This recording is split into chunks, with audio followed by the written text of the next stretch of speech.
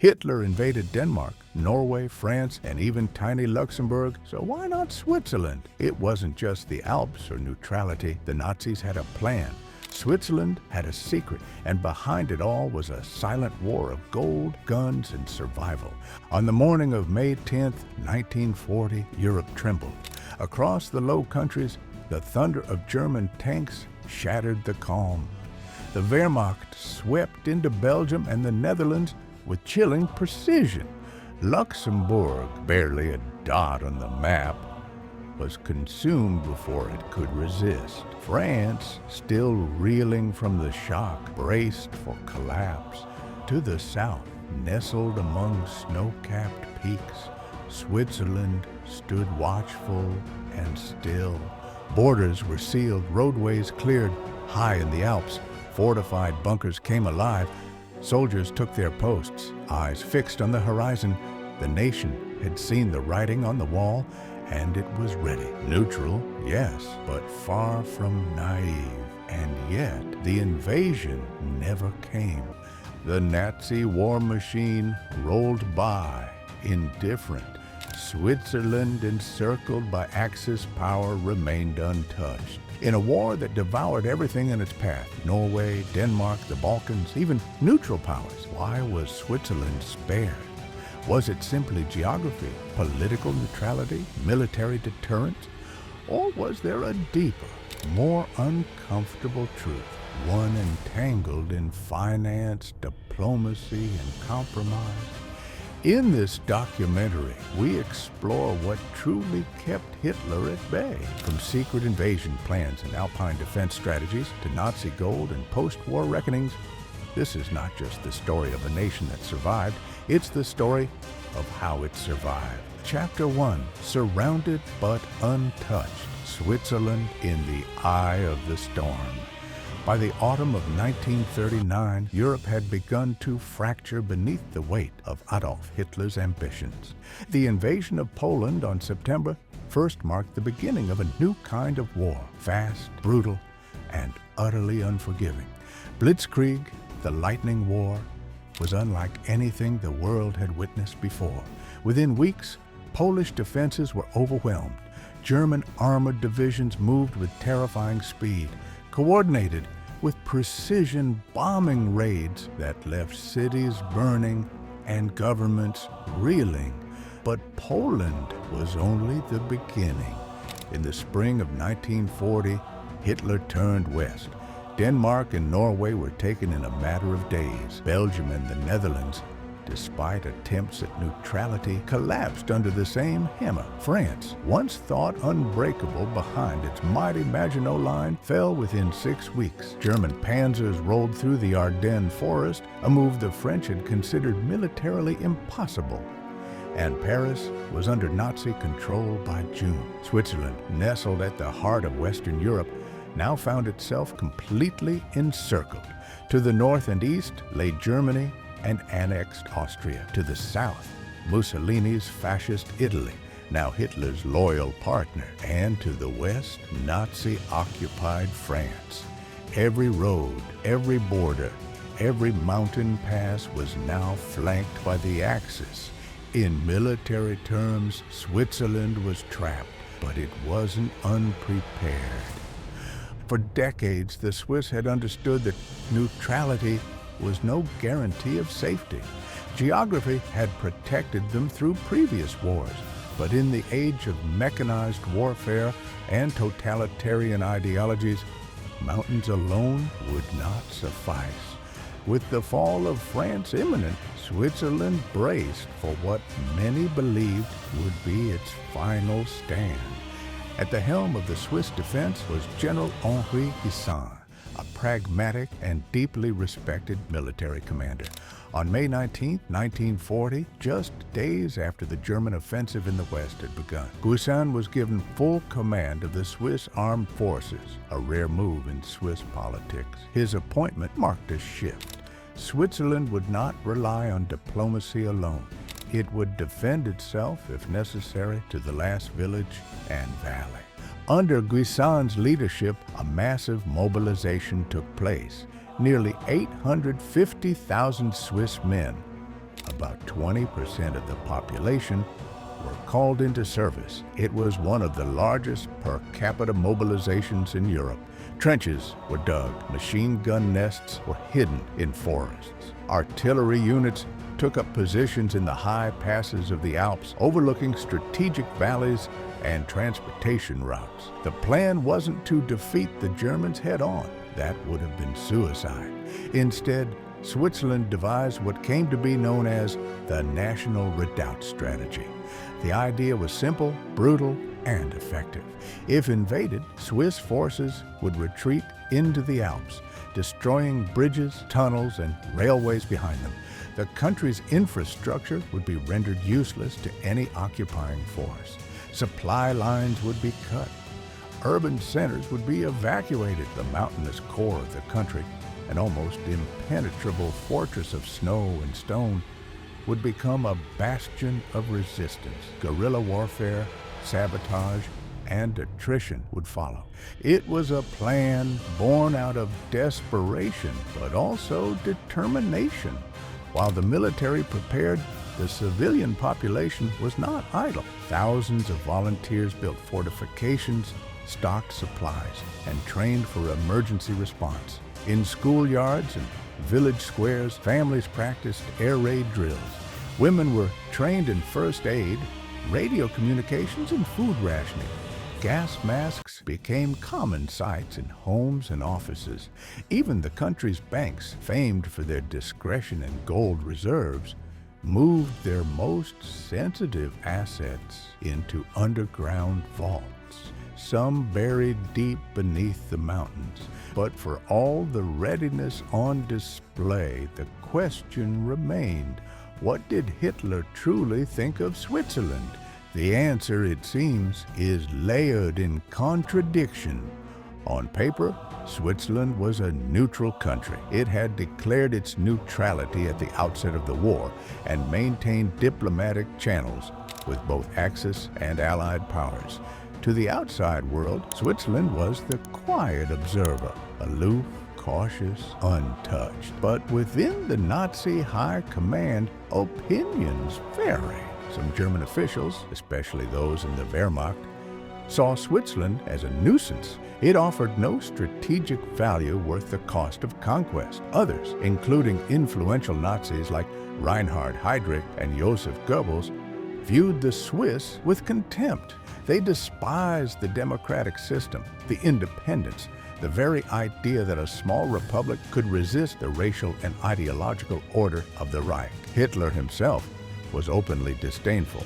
In a private conversation in 1940, he reportedly referred to Switzerland as a pimple on the face of Europe, a small defiant blemish on an otherwise conquered continent.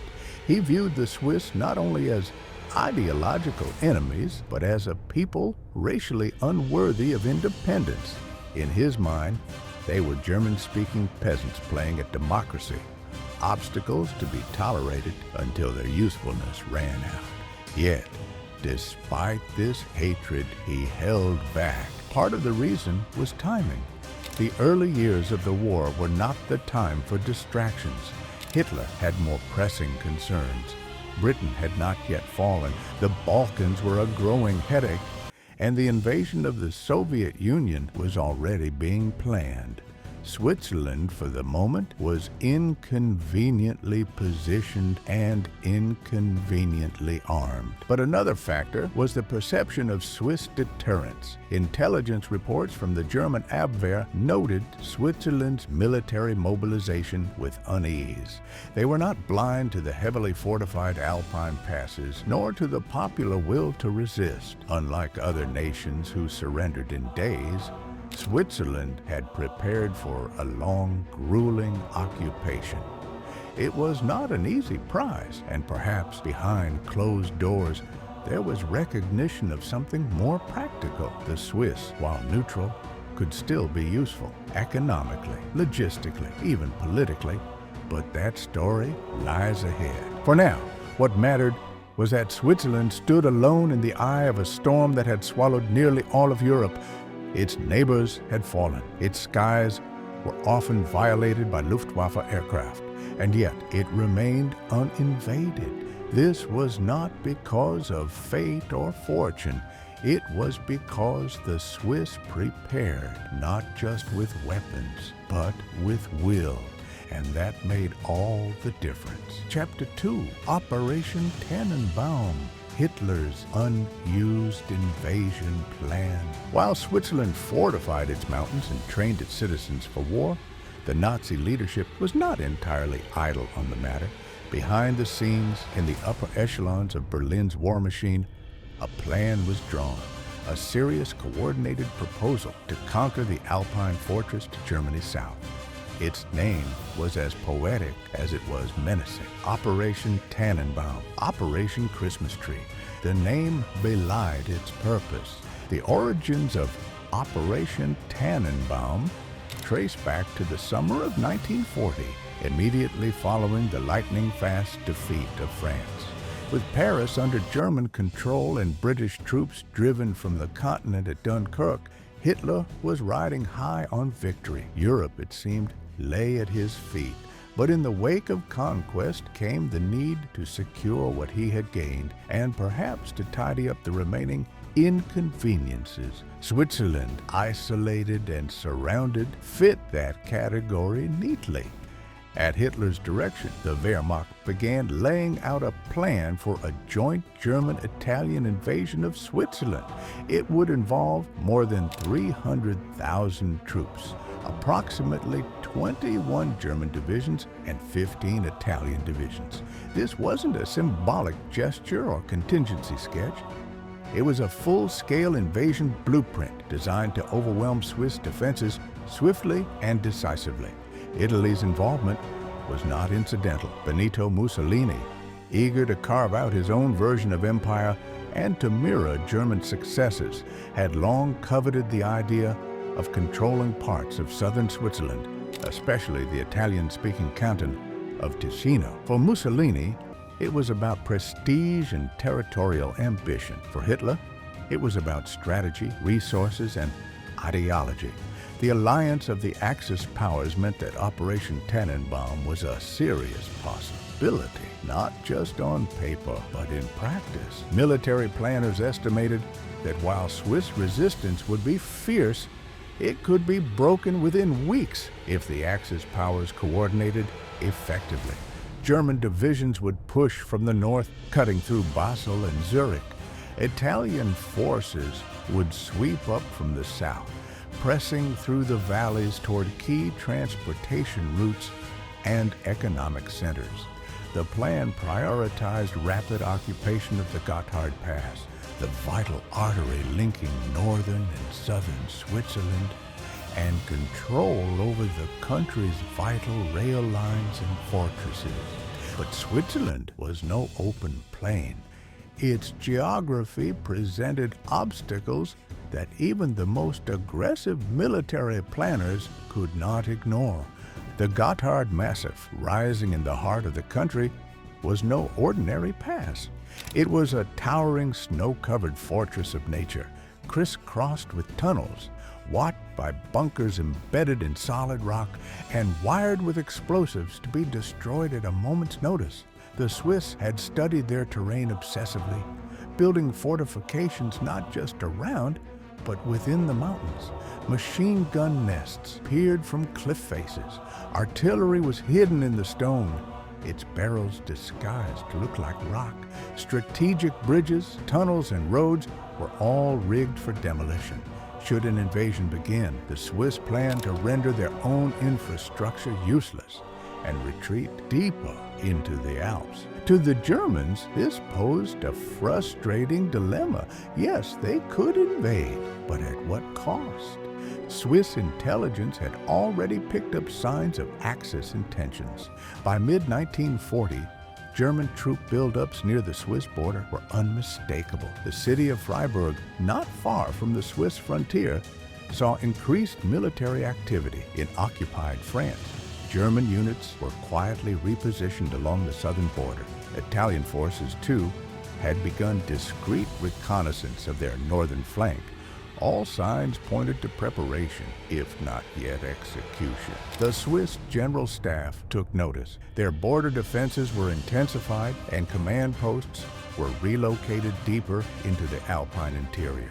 But they also knew something else, something crucial. Hitler was distracted. In the summer of 1940, Operation Tannenbaum competed with other, more urgent plans on Hitler's desk, chief among them Operation Sea Lion, the proposed invasion of Great Britain. After Dunkirk, Hitler believed the United Kingdom could still be forced into surrender, either through air superiority or a daring amphibious assault across the English Channel.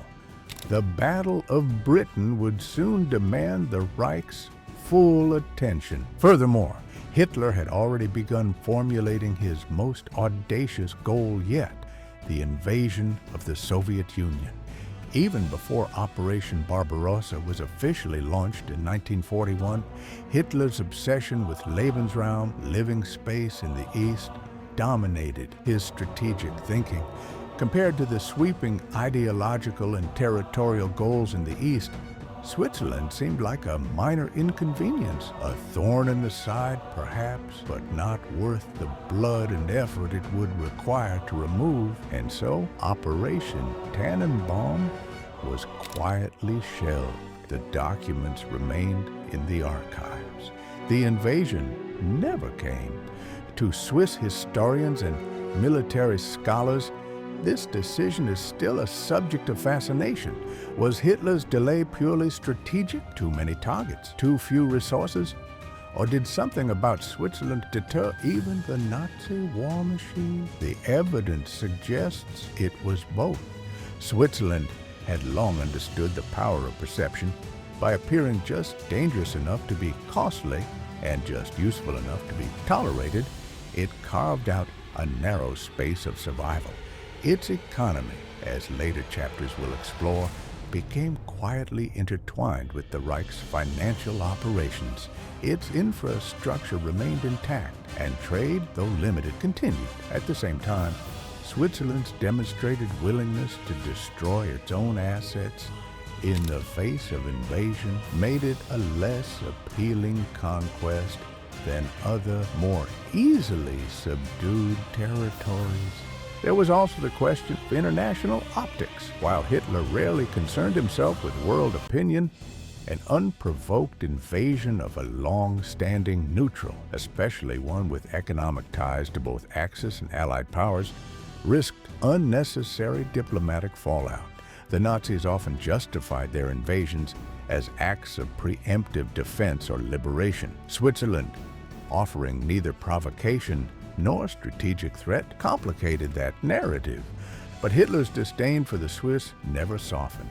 In private conversations and recorded statements, he dismissed the Swiss people as a misbegotten branch of the German race, calling their democracy a decadent fantasy. To him, Switzerland was an ideological affront, a tiny, stubborn republic clinging to ideas the Reich had vowed to extinguish, and yet he left it standing. This paradox of hatred without action makes Operation Tannenbaum one of the war's more haunting what-ifs. Had Hitler invaded in 1940 or 1941, the outcome would have been catastrophic for the Swiss, but it may also have delayed, disrupted, or even compromised his greater ambitions elsewhere. Timing, terrain, and distraction combined to preserve the fragile peace. In the end, Switzerland remained untouched, not because it was invisible, but because it was inconvenient. The invasion plans were real. The troops were ready, but the cost, both military and political, outweighed the prize. And so the Christmas tree, Tannenbaum, remained uncut. Chapter 3, Banking on Survival, Swiss Neutrality, and Nazi Gold. While Swiss mountains served as the nation's physical defense, its true stronghold during World War II lay beneath the surface, hidden behind vault doors, buried in ledgers, and sealed in silence. Switzerland's banks were legendary even before the war began. Neutral, discreet, and fiercely independent, they had built a reputation for guarding wealth with near religious secrecy. But during Hitler's rise and the bloodshed that followed, this reputation became both a shield and a stain. As Europe descended into chaos, Switzerland became a financial sanctuary. Nations collapsing under Nazi conquest funneled their gold into Swiss vaults. Jewish families, those fortunate enough to escape, sent their life savings across the border, hoping they might one day return.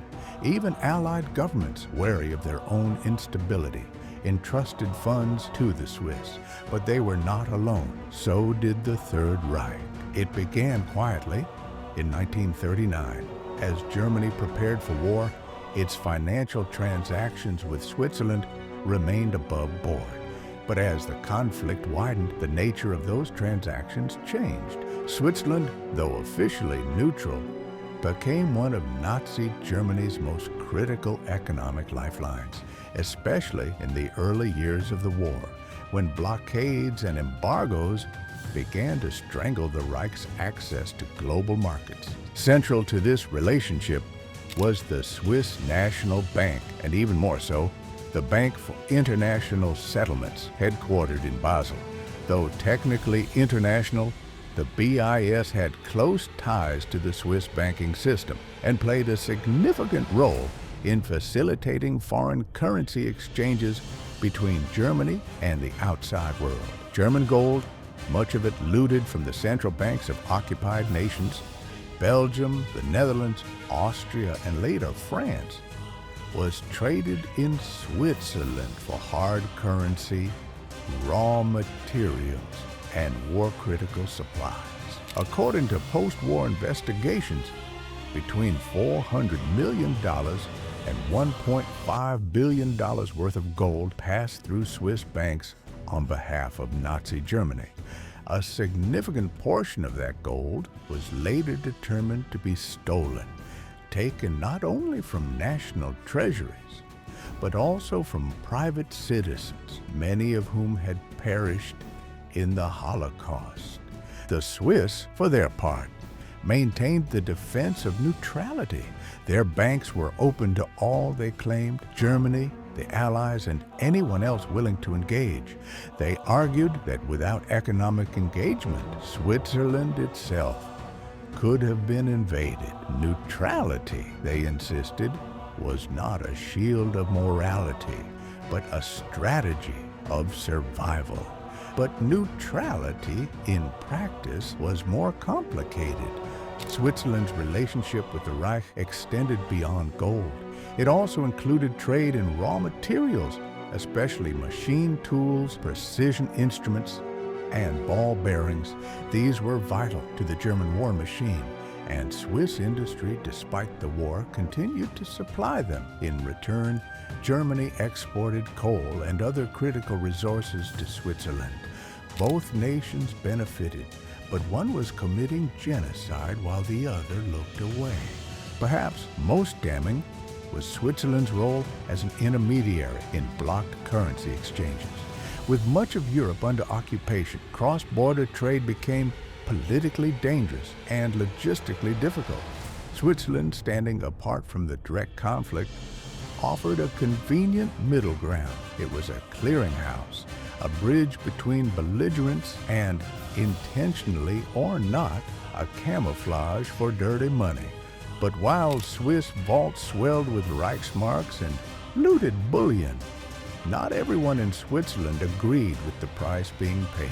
Dissent simmered among the public and in some corners of the press. Critics questioned whether neutrality was being used as an excuse to profit from suffering. Still, such voices were often drowned out by the louder cry for preservation. If cooperation with the Nazis kept the country from invasion, then wasn't that better than war? For Switzerland, the dilemma was existential. Unlike the great powers, Switzerland had no empire to fall back on, no allies waiting in the wings. A full-blown Nazi invasion would have crushed its infrastructure, shattered its independence, and possibly led to a puppet regime. The Swiss elite believed that maintaining economic ties with Germany, while quietly helping Allied intelligence behind the scenes, was a delicate dance that might preserve sovereignty. But survival came at a cost measured in more than just gold. Switzerland's refugee policy during the war remains one of its most painful legacies. While thousands of Jewish refugees were granted asylum, some estimates suggest around 25,000, tens of thousands more were turned away at the border. Swiss authorities, fearing economic strain and political backlash, instituted restrictive immigration policies. In 1938, under German pressure, Switzerland even collaborated in marking the passports of German Jews with a red J, a mark of death for many. Those who were admitted often found themselves in internment camps, separated from family, stripped of rights. The country's official line remained strict. It could not absorb the world's displaced. Yet, in practice, those denied entry were often handed directly back to the Nazis, knowing full well what that meant. After the war, as the world came to grips with the horrors of the Holocaust, scrutiny turned to Switzerland. Questions were raised not only about the gold, but also about dormant bank accounts belonging to Jewish victims, accounts that had been frozen, forgotten, or quietly absorbed by institutions unwilling to release them. In the 1990s, international pressure reached a boiling point. Survivors and families of Holocaust victims began to demand answers. Investigative journalists, historians, and legal teams uncovered layers of secrecy, obfuscation, and missing records. A series of lawsuits followed, and eventually a settlement of $1.25 billion was reached between Swiss banks and Jewish organizations in 1998. More importantly, a wave of national reckoning began. The Swiss government established the Bergier Commission, an independent historical inquiry charged with examining the country's wartime conduct. After years of investigation, the commission concluded that while Switzerland had not collaborated with Nazi Germany in the sense of formal alliance, it had contributed to the prolongation of the war and indirectly to the Nazi regime's ability to continue its crimes. This verdict, neither outright condemnation nor full exoneration, reflected the uncomfortable truth. Switzerland had survived, but it had not remained innocent. In classrooms and memorials across the country today, this chapter is no longer hidden. Schools teach the complexity of the era. Museums exhibit the duality of a nation that protected some and turned away others. Bankers and politicians, once shielded by silence, are now studied through the lens of responsibility.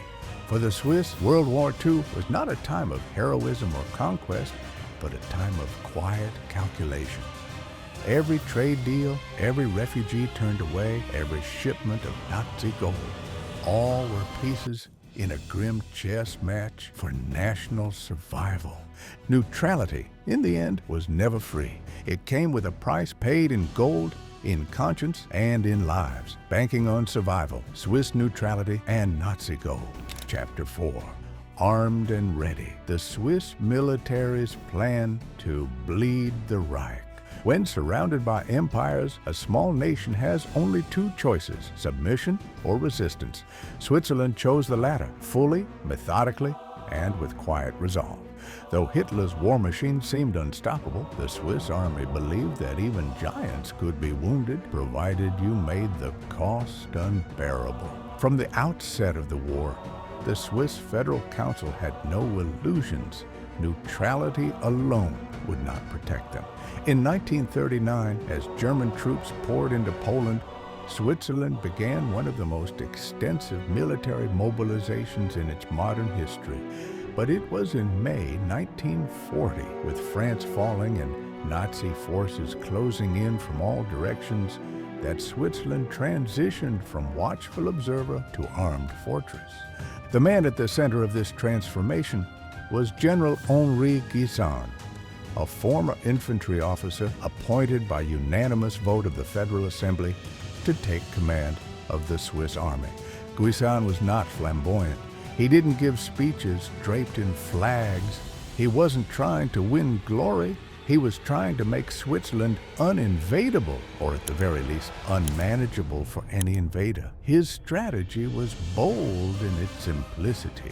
If Germany were to attack, Switzerland would deny them everything. This was the heart of the National Redoubt, a military doctrine built around retreat, resistance, and total disruption. Rather than defend the entire country, Guisan planned to abandon the more populated lowlands, the cities of Zurich, Geneva, Bern, and Basel, and concentrate Switzerland's forces in the mountains. There, in the high alpine valleys and granite ridges, his army would make its final stand. The Swiss Alps, already formidable, were transformed into a labyrinth of defense. Between 1940 and 1944, Switzerland constructed an astonishing network of over 26,000 military fortifications, bunkers, artillery emplacements, machine gun nests, underground barracks, and munitions depots. Hidden beneath farmhouses, buried in forest, and carved directly into cliffsides, these positions were invisible to aerial reconnaissance and nearly impregnable from the ground. Some of the most vital strongholds were built into the Gotthard Massif, the mountainous center of Switzerland. It housed secret command posts, artillery pieces mounted inside rotating turrets, and supply caches that could last for months. Roads leading into the high passes were wired with explosives. Bridges and tunnels, like the crucial Gotthard Tunnel, were set to be destroyed at the first sign of invasion. Swiss engineers called it scorched infrastructure. The goal wasn't just to hold territory, but to deny it. If Germany wanted to take Switzerland, it would inherit rubble, bottlenecks, and mountain warfare, perhaps the most grueling kind. The Swiss army itself was unlike most others in Europe. It wasn't a standing army in the traditional sense. Instead, it functioned as a citizen militia, with nearly every adult male undergoing military training and storing their equipment, rifle, uniform, and rations at home. Within 72 hours of mobilization, Switzerland could field nearly 850,000 troops, a staggering number considering the nation's population was just over 4 million. More importantly, these weren't passive recruits. They had been raised with the idea that defending the homeland was not merely a duty, but an identity. Swiss school children learned how to handle firearms by adolescence. Families stockpiled food. Radio networks practiced blackout drills. Entire communities rehearsed how to vanish into the valleys at a moment's notice. Resistance was not theoretical. It was baked into the national DNA. General Guisan knew that Switzerland could not win a conventional war against Nazi Germany, but he also knew that Hitler didn't need more territory. He needed compliance. And so Guisan's mission was not to defeat Germany outright, but to make occupation so bloody, so drawn out, and so costly that the Reich would think twice before committing. In a dramatic show of will, Guisan summoned the entire high command of the Swiss army to the Rütli Meadow, the symbolic birthplace of Swiss independence, on July 25, 1940. There, he delivered the now famous Rütli Report, a confidential but powerful speech outlining the strategy of resistance. "We will defend ourselves to the last drop of blood," he declared. "The fate of Switzerland must be decided in the mountains." This wasn't just a military strategy, it was psychological warfare. Guisan was sending a message not only to the Swiss people, but directly to Berlin. We will never surrender, and if you come, you will bleed for every meter. The German Abwehr, responsible for military intelligence, took this seriously. Surveillance of the Swiss border showed extensive troop mobilizations, camouflaged positions, and well-supplied mountain defenses. Reports back to the Wehrmacht's high command labeled Switzerland as highly fortified, with a fanatical will to resist. There was no illusion of a walkover. Swiss air defenses, though small, were aggressive. Throughout the war, German aircraft violated Swiss airspace on numerous occasions, but Swiss pilots were quick to engage. In June 1940, for example, Swiss fighter planes shot down 11 German aircraft in just a few days. Berlin protested furiously, but Switzerland stood firm, insisting that neutrality meant defending its skies as well as its soil. The standoff extended to propaganda as well. Swiss posters plastered across cities and villages warned, "Every Swiss is a soldier." Cartoons depicted Nazi troops bogged down in alpine snow, ambushed by hidden snipers. Civilian training films taught people how to sabotage vehicles, poison water supplies, and dismantle rail lines. The entire country, it seemed, had become one vast military obstacle. And while some citizens profited from war or turned a blind eye to darker dealings, millions of ordinary Swiss were preparing year after year for the unthinkable, the invasion that never came. This paradox, the country that fought no battle but lived on the edge of one for 6 years, is at the heart of Switzerland's Behauptungs's identity. Unlike Norway or Poland, Switzerland was never occupied.